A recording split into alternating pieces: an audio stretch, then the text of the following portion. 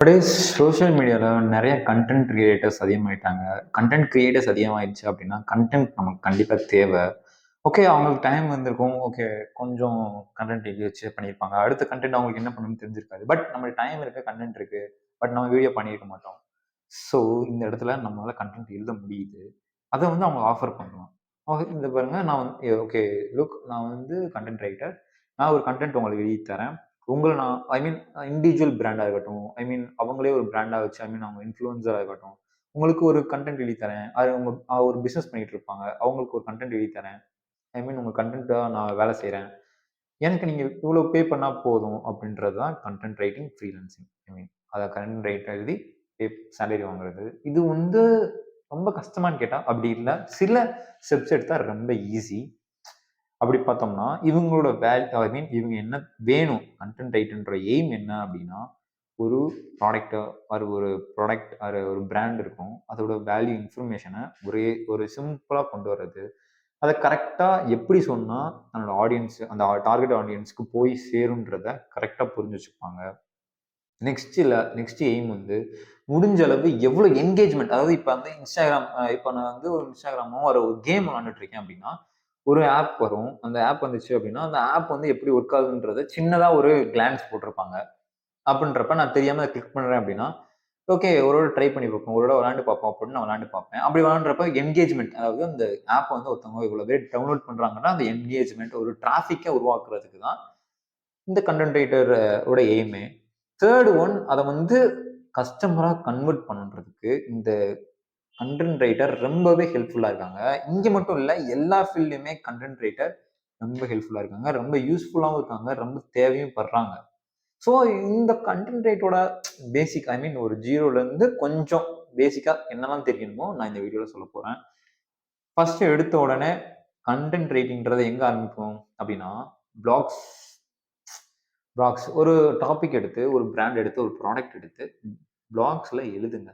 அது கரெக்ட்டா ரீச் ஆகணும். அதாவது பிளாக்ஸ்ன்றது ஒரு டாபிக்கோ, ஒரு பிராண்டோ, ஒரு ப்ராடக்ட்ட பத்தி ஒரு சின்ன ஒரு கிளான்ஸ் தான். அது இன்ஃபர்மேஷன் மட்டும் தான். அத உட்காந்து படிக்க போறாங்களான்னு கேட்டா, ரொம்ப பேர் படிக்க மாட்டாங்க. பட் அத பத்தி தெரிஞ்சுக்கணும், அதுல இன்வெஸ்ட் பண்ணணும், அதுல காச போட்டு அவங்க ஹெல்ப்ஃபுல்லா இருப்பாங்களா? அந்த பிராண்ட் நமக்கு யூஸ்ஃபுல்லா இருக்குமா? அப்படின்னு தெரிஞ்சுக்கிறவங்க கண்டிப்பா எடுத்து படிப்பாங்க. அவங்க தான் நம்ம customers. So vlogs first start பண்ணுங்க. உடனே ஸ்டார்ட் பண்ணிருங்க. நானும் வ்ளாக்ஸ் வச்சிருக்கேன். பட் அவ்வளவா அது என்கேஜ்மென்ட்டா பண்ண மாட்டேன். மேபி ஒரு 2 மந்த் கழிச்சு நான் பண்ணலான்னு இருக்கேன். பிகாஸ் அரியர் எக்ஸாம்ஸ்லாம் இருக்கு. Okay. Second one, video editing. I mean video editing இல்ல. Video scripting. அவங்களுக்கே இப்ப நான் ஒரு வீடியோ பண்ணிட்டு இருக்கேன் அப்படின்னா, நான் சாதாரணமா பேச முடியாது. இதுக்கு ஒரு ஸ்கிரிப்ட் நான் வந்து உட்கார்ந்து எழுதியிருப்பேன். ஆர் உட்கார்ந்து நான் கன்டென்ட் எழுதியிருப்பேன். கன்டென்ட் ரிசர்ச் பண்ணி எழுதியிருப்பேன். எந்த ஒரு கீவேர்ட் சொன்னா கரெக்ட்டா போய் ரீச் ஆகும் அப்படின்றத கரெக்ட்டா ஒரு அனலைஸ் பண்ணி, நான் அதுல பண்ணா மட்டும் தான் அந்த வீடியோ ரீச் ஆகும். அப்படி பண்ணல அப்படின்னா, நான் எஃபோர்ட் போடல அப்படின்னா, அந்த வீடியோ ரீச் ஆகாது. அந்த கன்டென்ட் இல்ல அப்படின்னாலும் ரீச் ஆகாது. ஸோ கன்டென்ட் ரைட்டிங் வீடியோலயும் தேவை. ஸோ இப்ப நெறைய பேர் வீடியோ பண்றாங்க. கொஞ்சம் நெனச்சு பாருங்களேன். நெறைய பேர் வீடியோ பண்றாங்க. அவங்க எல்லாத்துக்குமே கரெக்ட்டான கன்டென்ட் இருக்குமான்னு கேட்டா, கண்டிப்பா இல்ல. அங்கங்க மிஸ் ஆகும். ஸோ எல்லாருக்குமே கன்டென்ட் ரைட்டர் தேவைப்படுது. ஸோ முடிஞ்ச அளவு அ அவங்களுக்கு அவங்கட்ட போய் ஒரு அசிஸ்டன்ட்டாவோ, அவங்கட்ட ஒரு கன்டென்ட் ரைட்டராவோ ஜாயின் பண்ணிருங்க.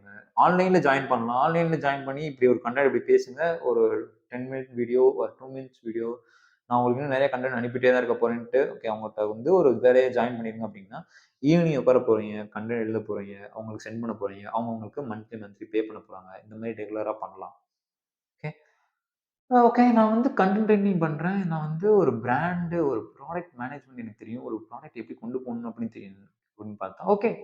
ஒரு பிசினஸோ அவங்க ஒரு ஒரு மார்க்கெட்டிங் பண்ண போறாங்க. அவங்க ஒரு போஸ்டருக்கோ, ஒரு அவங்க வெப்சைட்டுக்கோ ஏதோ கன்டென்ட் தேவை அப்படின்னா, நீங்க அது கன்டென்ட் கரெக்ட்டா அழகா ஒரு ரிசர்ச் பண்ணி, கீவேர்ட் ரிசர்ச், எஸ்இஓ ரிசர்ச்ன்னு நெறைய இருக்கு. இந்த மாரி ரிசர்ச் பண்ணி நீங்க கரெக்ட்டா ஒரு கன்டென்ட் எழுதி குடுத்து அது ரீச் ஆகுது அப்படின்னா, ஆசம். நீங்க அதுக்கு பிராண்ட் பிசினஸ் வந்து அவங்க உங்களுக்கு நெறைய தரப்போறாங்க. ஐ மீன் நெறைய பே பண்ண போறாங்க. நீங்க கண்டிப்பா எவ்வளவோ எர்ன் பண்ணலாம். நெக்ஸ்ட் அவங்க ஒரு ப்ராடக்ட்டோ லான்ச் பண்ணும்போது, நெக்ஸ்ட் ஒரு வெப்சைட்ல லான்ச் பண்ணும்போது, ஒரு சிம்பிளான ஒரு போஸ்ட் லான்ச் பண்றப்ப கூட அவங்க உங்கள்ட்ட தான் கேட்க போறாங்க. அது மட்டும் இல்லாம அவங்க வேற யாராச்சும் வேற ஒரு காம்படிட்டிவான, ஐ மீன் அதுக்கு ஆப்போசிட்டா இருக்கிற ஒரு கம்பெனி, இண்டிவிஜுவல் பிராண்ட் பார்த்தாங்க அப்படின்னா, யார் இந்த கன்டென்ட் எழுதுறாங்கன்னு பார்த்து உங்கள கான்டாக்ட் பண்ணி, அவங்களுக்கு நீங்க ஒர்க் பண்ணி தான் தர போறீங்க. So content writing is use in brand and companies and business also. நான் வந்து எல்லாம் சொல்லிட்டேன். இது தாண்டி வேற என்ன ப்ரோ பிராண்டுக்கு பண்ண முடியும் அப்படின்னு கேட்டா, ஒரு பிராண்டோட ஜேர்னலிசம், ஒரு பிராண்டோட ஐ மீன் ஒரு பிசினஸ் எப்படி ரன் ஆச்சு, ஐ மீன் எப்படி ரன் ஆகுது, அது எப்படி கரெக்டா இன்ஃபர்மேட்டிவா இந்த மாதிரி நான் ஸ்டார்ட் பண்ணேன், இந்த மாதிரி போச்சு, இந்த மாதிரி இங்க போச்சு, அங்க போச்சு அப்படின்னு சொன்னோம்னா நல்லா இருக்காது. அதை கரெக்டா ஒரு அழகா ஒரு சில வேர்ட்ஸ் போட்டு கரெக்டா பண்ணோம் அப்படின்னா, அந்த பிராண்டோட ஒரு ஸ்டோரி எடுக்கிறதுக்கு கூட வாய்ப்பு இருக்கு. ஸோ அந்த சில வெப்சைட்ஸோ சில இதுல பாத்தீங்க அப்படின்னா அவங்க சொல்லியிருப்பாங்க சில கோட்ஸ் ஐ மீன் கஸ்டமர்ஸோட ஃபீட்பேக் அப்படின்னு சொல்லிட்டு போட்டிருப்பாங்க. அது உண்மையாவே கஸ்டமர் அப்படிப்பட்ட ஃபீட்பேக் கொடுத்தாங்களான்னு கேட்டா அப்படி இல்லை. அவங்க ஒரு பெருசா ஒரு ஃபீட்பேக் கொடுத்துருப்பாங்க, சிறுசா கொடுத்துருப்பாங்க. அதை எப்படி அவங்க சொன்னாங்கன்றத சின்னதா ஒரு ஸ்வீட் அண்ட் ஷார்ட் அண்ட் ஸ்வீட்டா இவங்க அதை எடுத்து ஷார்ட் அண்ட் ஸ்வீட்டா அவங்க பேரை போட்டு இங்க வச்சிருவாங்க. இதுவும் ஒரு வகை கண்டென்ட் ரைட்டிங் தான். அதில் நிறைய கண்டென்ட் ரைட்டர்ஸ் அப்படின்னா ஒரு ப்ராடக்ட் லான்ச் ஆகுது, இந்த மைக் லான்ச் ஆகுது அப்படின்னா ஓகே இது வந்து ஜெர்னிரோ அப்படின்னு போட்டு அதை பத்தி ஐ மீன் ஒரு என்ன அந்த வேல்யூபிளான இன்ஃபர்மேஷன், அப்புறம் இது எப்படி சொன்னா அவங்களுக்கு புரியும் எல்லாத்துக்கும் தேவை, இதோட யூசஸ் இது எப்படிப்பட்ட ப்ராப்ளம்ஸ் எல்லாம் சால்வ் பண்றதுன்றத கரெக்டா ஒரு சின்ன ஒரு கண்டென்ட்ல கொண்டு வந்துட்டாங்க அப்படின்னா அதான் கண்டென்ட் ரைட்டர். இதுக்கு எப்படி இது எப்படி கொண்டு போறது அப்படின்னு பார்த்தோம்னா, நம்ம சின்ன சின்ன பிராண்ட், சின்ன சின்ன இண்டிவிஜுவல்ஸ், சின்ன சின்ன வீடியோ கிரியேட்டர்ஸ் கூட நம்ம ஒர்க் பண்ண ஆரம்பிச்சோம் அப்படின்னா, கண்டிப்பா பெருசா ஆகாம இது கொஞ்சம் பெருசா ரீச் அவுட் பண்ண முடியும். லிங்க்டின் இருக்கு, ஃப்ரீலான்சர் இருக்கு, அப்வொர்க் இருக்கு. இந்த மாதிரி நிறைய பேருக்கு கோல்டு இமெயிலிங் இருக்கு. ஐ மீன் கோல்டு இமெயில் மூலமாவும் பண்ணலாம். இதெல்லாம் என்ன ப்ரோ சொல்ற கண்டென்ட் ரைட்டிங் அப்படின்ற கடைசியா ஒரு கன்க்ளூஷனுக்கு வர ஆரம்பிச்சோம் அப்படின்னா, it's the best marketing strategy. Okay, best marketing strategy. இது வந்து நமக்கு இந்த மார்க்கெட்டிங்ல இந்த ரொம்பவே முக்கியமான ஒரு விஷயம் அப்படின்னா கண்டென்ட் ரைட்டிங் தான். இப்போ வந்து ஒரு நானோ கார் நமக்கு தெரிஞ்சிருக்கும், டாட்டா சொல்லியிருப்பாரு, லான்ச் பண்ணியிருப்பாங்க நானோ கார்ன்றத.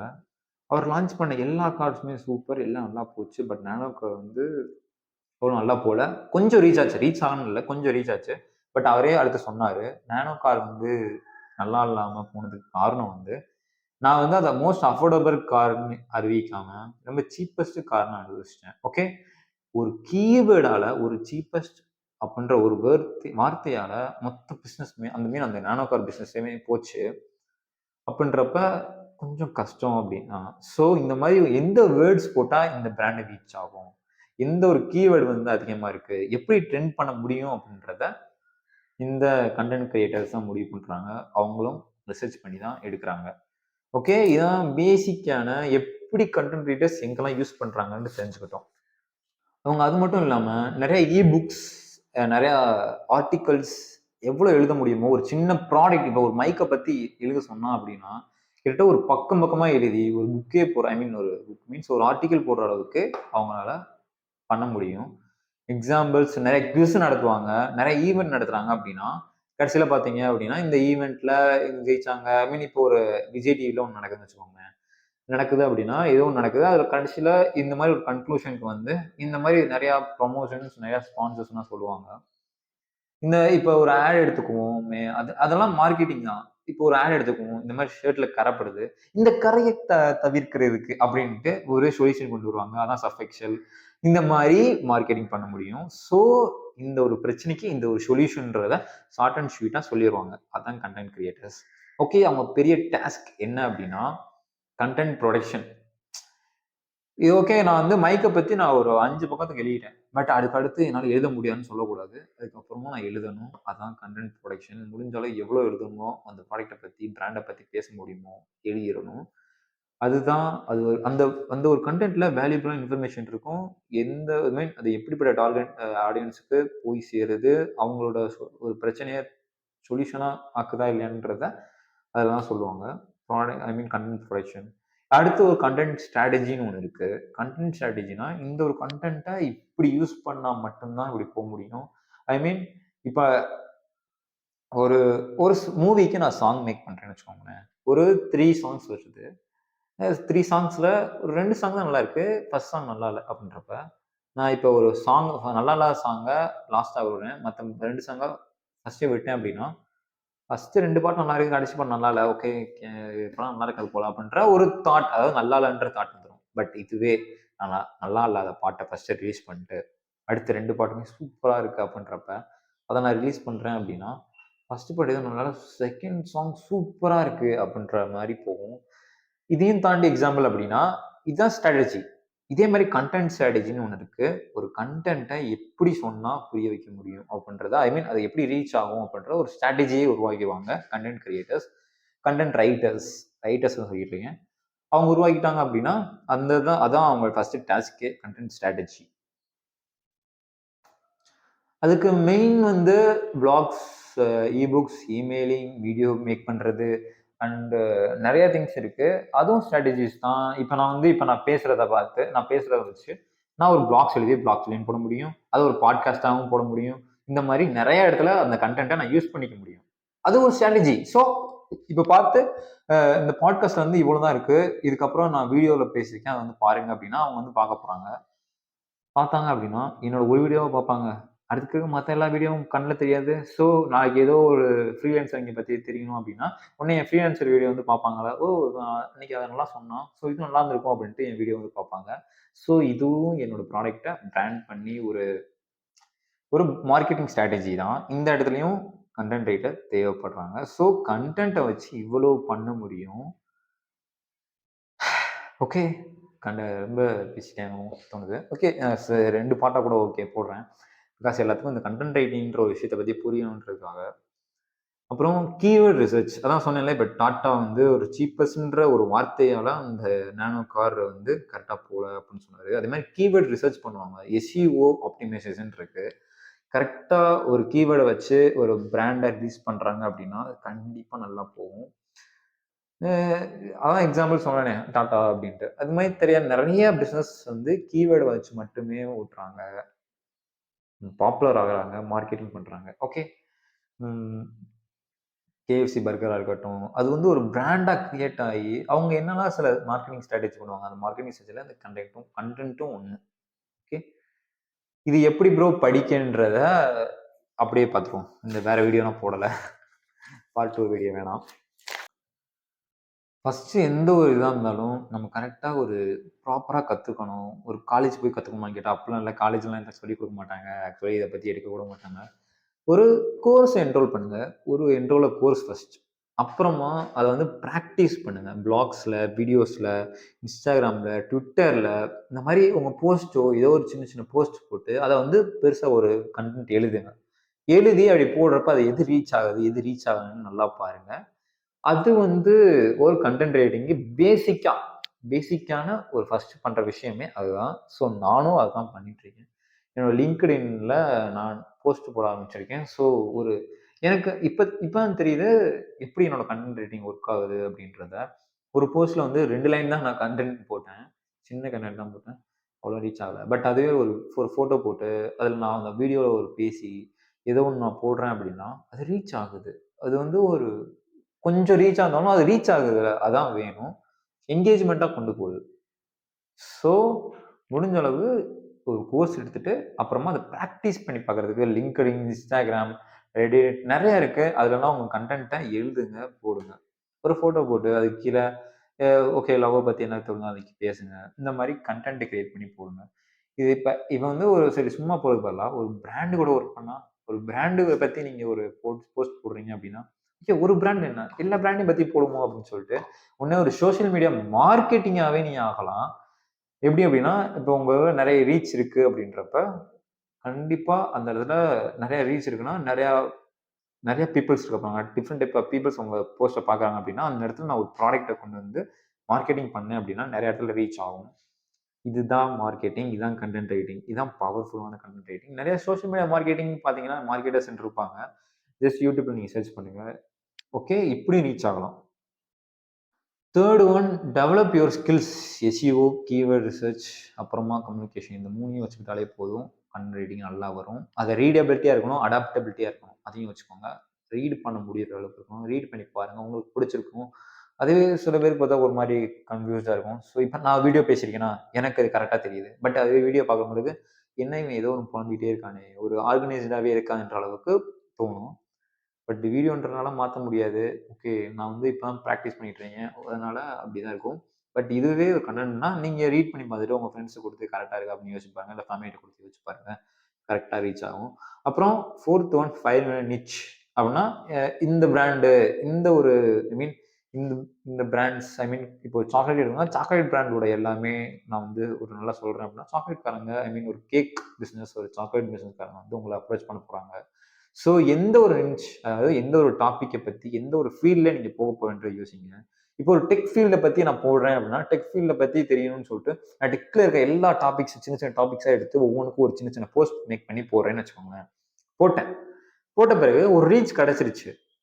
ஓகே. யாரெல்லாம் என்னது பார்ப்பா? டெக் பீப்பிள்ஸ் அதாவது என்னைய மாரி கம்ப்யூட்டர் ஸ்டூடண்ட்ஸ் தான் அந்த போஸ்ட்ட பார்ப்பாங்க. இப்படி பார்க்குறப்ப அவங்கலாம் நெறைய டெக்னிக்கல்ஸா நெறைய யூஸ் பண்ணுவாங்க. கம்ப்யூட்டர் யூஸ் பண்ணுவாங்க, லேப்டாப் யூஸ் பண்ணுவாங்க. இந்த மாரி இருக்கிற எல்லா பிராண்ட் அண்ட் கம்பெனிஸும் என்கிட்ட ப்ரமோஷன் பண்றதுக்கு கேட்பாங்க. கன்டென்ட்க்கு கேட்பாங்க.